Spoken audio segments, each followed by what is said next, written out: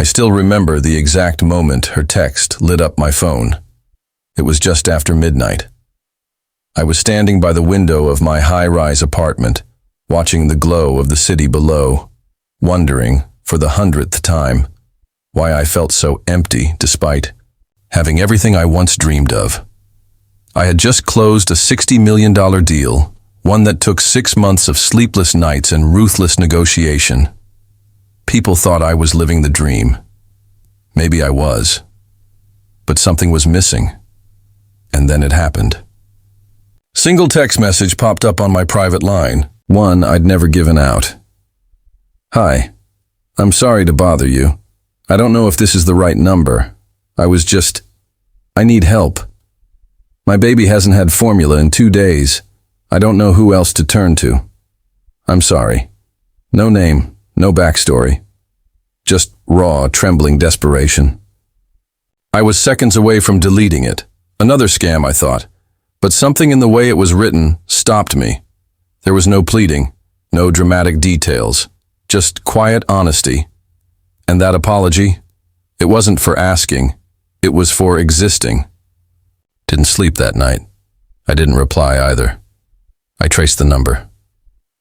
I know it sounds intrusive, but I had to know who sent it. 24 hours later, my assistant handed me a thin manila folder. Her name was Emily Harper. 21 years. Old. Lived in a subsidized one-bedroom in the outskirts of Detroit. Single mother. Worked 2 part-time jobs, waitressing and stocking shelves overnight at a dollar store. No criminal record, no social media presence, except for a half-deleted Facebook page with photos of a baby boy. Her file felt heavier than it should have been. That same day, I wired her $500 anonymously. Not a lot by Billionaire standards, but enough for diapers, formula, maybe a few days of breathing room. I didn't expect anything back. 2 days later, another message came. I don't know who you are, but whoever you are, thank you. You saved my son. I swear to pay it back, every penny. I just need time. I'd been in boardrooms filled with the most ruthless business minds in America. I'd faced hostile takeovers, been sued, betrayed by people I trusted, but no message ever hit me harder than that one. It made me think, not about money, about purpose. You see, I wasn't born with wealth. I clawed my way out of a place not so different from hers. Single mom, trailer park, cold winters and colder nights. My first taste of business was selling broken lawnmowers I fixed in my garage. I knew what it meant to go to bed hungry, to lie awake counting coins, praying they'd stretch. Maybe that's why her words hit me like a freight train. They brought me back to the boy I used to be, the one who promised himself that when he made it, he'd never forget. But I had. That night, I called my CTO, a guy I trusted with my life. Mike, I said, I want to start something. Quiet. Off the books. A way to help people like her. Not handouts. Just bridges. He hesitated. You're not going public with this? No. If anyone finds out, I'll shut it down. I want to help, not be worshipped. He got to work the next day. Meanwhile, I did something even riskier, I replied. Emily, you don't owe me a cent, but if you're serious about turning things around, I'd like to talk. She didn't answer right away. Maybe she was scared. Maybe she thought I was messing with her. 3 days later, I got a message at 2:47 a.m.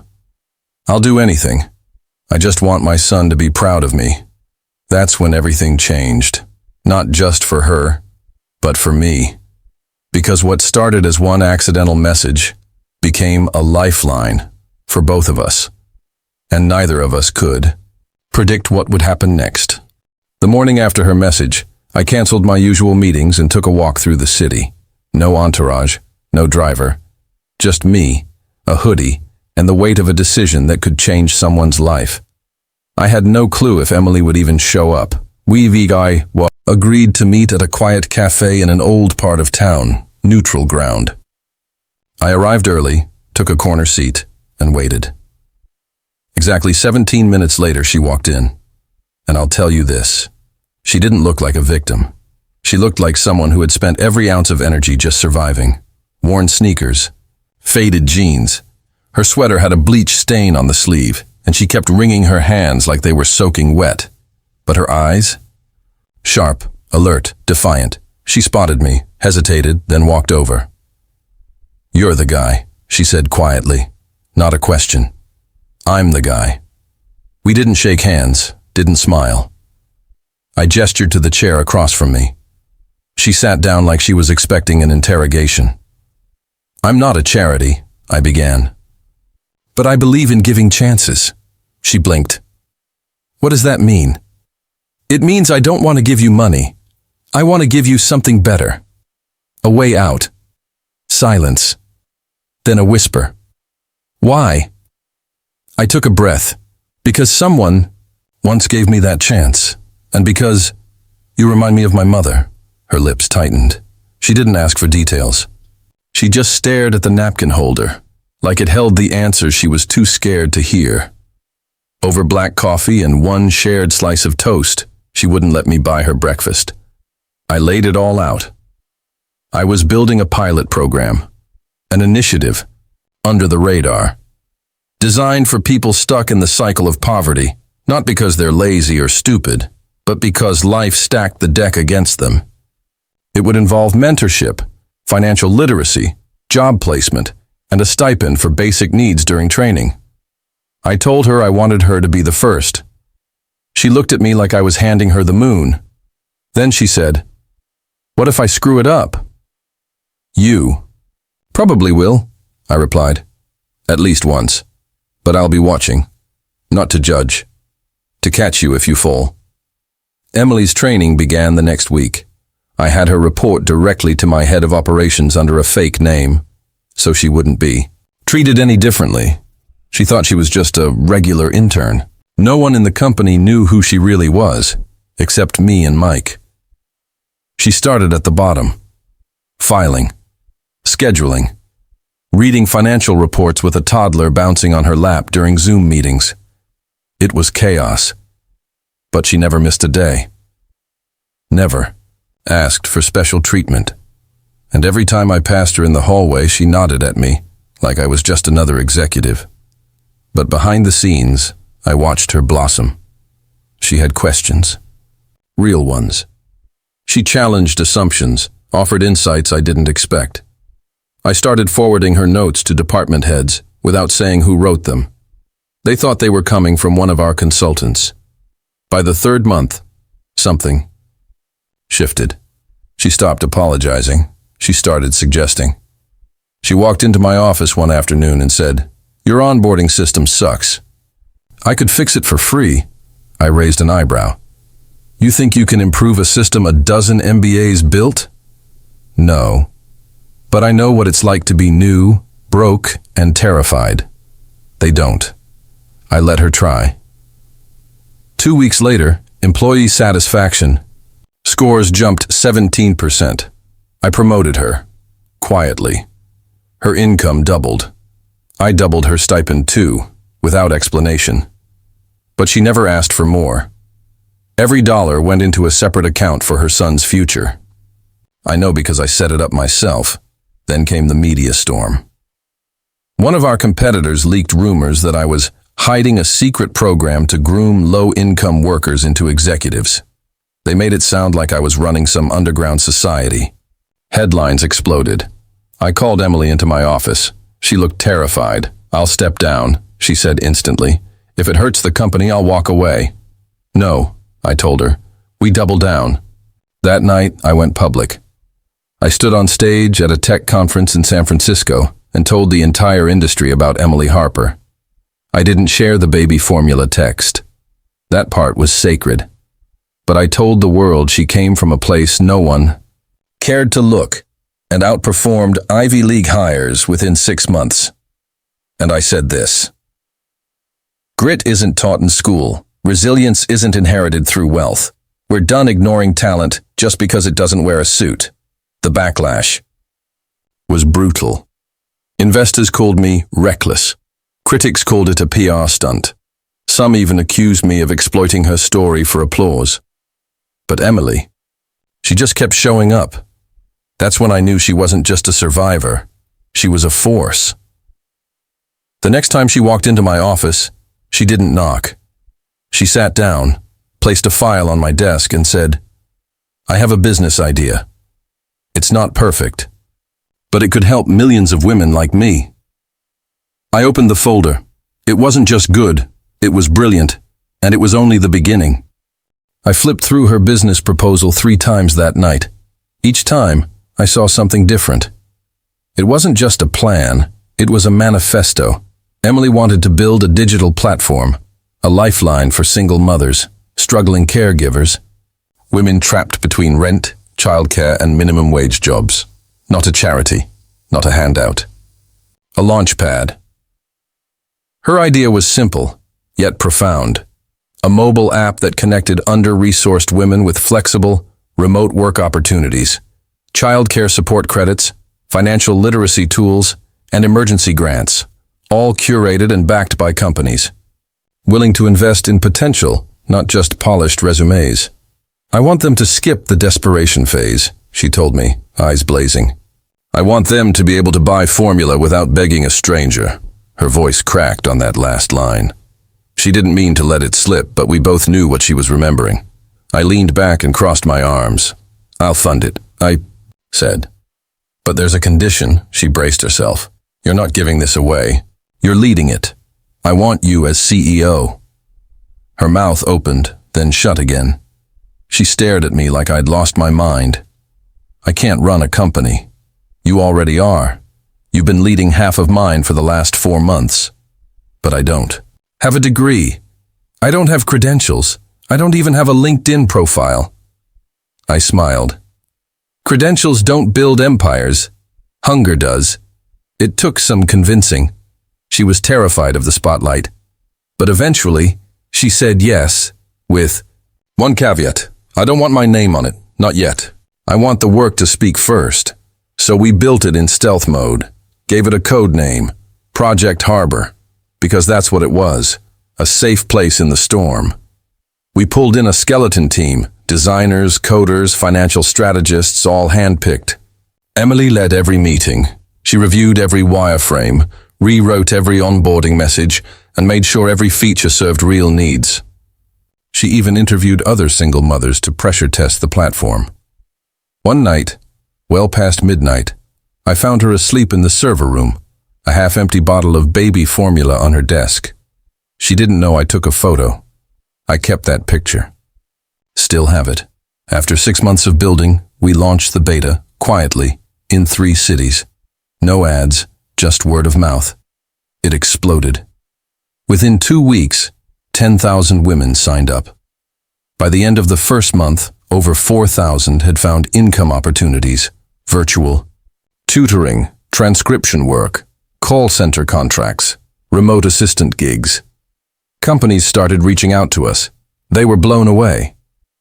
The workers were reliable, driven, loyal, all because someone finally believed in them before demanding they prove themselves. One CEO told me, "You guys tapped into a workforce Wall Street didn't even know existed." Emily didn't celebrate. She just worked harder. She created mentorship programs, partnered with childcare co-ops, negotiated deals with internet providers for subsidized Wi-Fi. When our CTO offered her an assistant, she said, "Give me a copywriter instead. I need someone who can make these women feel like warriors, not victims." And she meant it. She handwrote, "Welcome letters for the first 500 users. Signed each one. You are not forgotten. Fight back. E.H." One day, I walked into her office and found her crying. "I just got a message," she said, holding up her phone. "A woman in Ohio. She got her first paycheck through Harbor. She said she bought baby formula without shame for the first time in months." We sat in silence. I remembered that first message, the one that started it all. That evening, I stood on stage again, this time in front of the Global Economic Forum. I revealed Project Harbor, showed the numbers, the lives changed, the ripple effects across entire communities.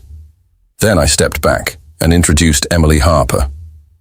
The applause shook the walls. She walked up, not in designer heels or a power suit, but in the same scuffed sneakers and a plain dress her mother had sewn for her high school graduation. She looked into the cameras and said, "I was one text away from giving up. One message, one moment of desperation." I didn't expect a response, but I got a lifeline. Not just money, belief. And now, I'm passing that lifeline forward. The crowd was stunned. I watched 1,000 people rise to their feet. Not for me. For her, Emily didn't just win that night. She owned it. But success doesn't come without cost. Over the next year, the app scaled rapidly. We hit 1 million users, launched in 12 countries, and attracted over $150 million in partnerships. The attention grew. So did the pressure. Emily was on magazine covers, talk shows, podcasts. She hated the fame but endured it, because every interview brought more support to the mission. One night, after a particularly grueling press tour, she called, "Me, I think I'm burning out." "I know. I'm scared." "So was I admitted. When I hit my first million, I thought I'd have to give it all back." She laughed through tears. "Funny. I don't even care about the money." And that's when I realized she had surpassed me. Not in wealth, but in impact. I had built companies. She was building a movement. The year Emily turned 27, she became a millionaire. Not through handouts, not through luck, but by equity. She had earned her ownership in Harper through sweat, sleepless nights, and sacrifice. She never sold a single share. Her son, Liam, was now 5, and his mother was listed among Forbes' top 50 female founders shaping the future. But she still lived in a modest townhouse. She still packed Liam's lunch herself, and once a week, without fail, she still volunteered, under a fake name, at a women's shelter downtown, washing dishes and holding babies while exhausted mothers cried into her shoulder. Why? I asked her once. She looked at me and said, "Because that could still be me." I just got answered. There's a myth about success, that once you make it, you never feel fear again. That's a lie. Emily faced new fears every day. Lawsuits, copycat apps, media vultures, pressure from investors wanting her to pivot toward profitability and reduce the social programs. She said no, repeatedly. They called her stubborn, emotional, unreasonable. She called it integrity. One afternoon, she walked into my office, same stride, same calm fire in her eyes, and said, "I'm ready." For what? To tell the world the truth about how this all started, about the text, about the baby formula. I wasn't sure it was a good idea. It could paint her as weak, vulnerable, even unfit in the eyes of critics. But she was resolute. "It's not a sob story," she said. "It's a starting story. It's the story of every woman who's ever had to choose between diapers and dinner." So we filmed it, raw, honest, one take. She sat in front of a single camera, no makeup, no script. Just her and the truth. "I didn't mean to send that text," she began. "I thought I was messaging a friend. But it went to a stranger who happened to be a CEO, and instead of ignoring it, or worse, mocking it, he saw me. He gave me a shot, not out of pity, but because I had potential." The video went viral. In 3 days, it hit 40 million views. But what happened next wasn't fame. It was a movement. Thousands of women shared their own stories. Hashtag sharing text from the edge began trending worldwide. Some had messaged suicide hotlines. Some had begged landlords for one more week. Some had hidden in bathrooms, wondering how they'd make it to morning. Emily responded to as many as she could. She created a new feature in Harper, the Signal Room, a private space where users could message mentors, therapists, and crisis teams anonymously, 24/7. She told me, "Sometimes people don't need a system. They just need someone to hear them. Years passed. Harbor grew. It became more than an app. It became a model. Governments reached out. Nonprofits partnered. Corporations rewrote their hiring practices to mirror Harbor's screening model, prioritizing grit, adaptability, and lived experience. Emily refused every acquisition offer. "I didn't build this to sell it," she said. "I built it to solve something." At 32, she stood on the same TED stage where I'd once spoken about disruption and innovation. But her talk was different. She didn't use slides, didn't show charts. She held up a bottle of baby formula. "This is how it started," she said. "And it's how I measure success. Not by stock prices, not by accolades, but by the mother who doesn't have to choose between feeding her baby and paying rent." By the time she stepped off the stage, the entire room was on their feet, eyes wet, hearts opened. The last time I saw her in person, we sat on a park bench watching Liam play with a paper airplane.